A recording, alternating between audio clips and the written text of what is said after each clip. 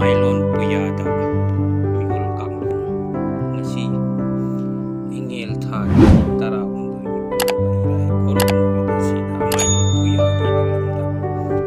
thabi iba thambiram ba ipa ipu singna takbiram mioi bagi maru iba khangbada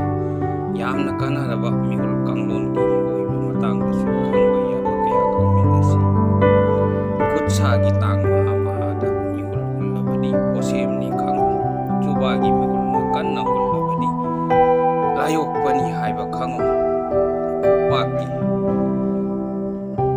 kutsa maru karak singda mihul hullabadi nungsit aribani khara arobani khango thapaki thamoi mihul na tharak tamna hangatna hullabadi layok pani haiba khango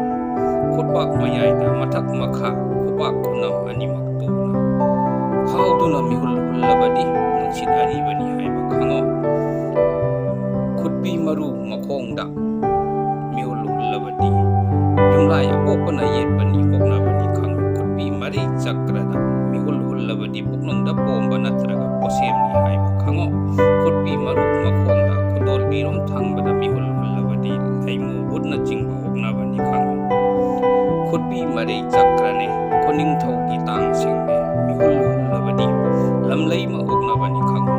khutpi maru makhonggi kupak pache ko chenglong haitharakpada mihul hullabadi nongthang laima oknabani haiba khango khudol bigi marei chakrada mihul hullabadi apoibani haiba khango khudol bigi tang mayaida mihul hullabadi nungsit apai bachangmani haiba khanggadani khudol bigi tang maha mahada mihul hullabadi apoibani madudi arubani khanggadani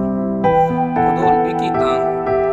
singda mihul hullabadi apoibani haiba khango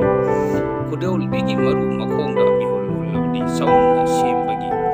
posemni haiba khanggadani khutpi khudol bi anigi marakta karakta leiba ahomba kunam lom da leiba adugi mathakta hai duna mihul hullabadi nonglei nungsidni haiba khango khudyagi tang mayaida mihul hullabadi posemni haiba khango mathang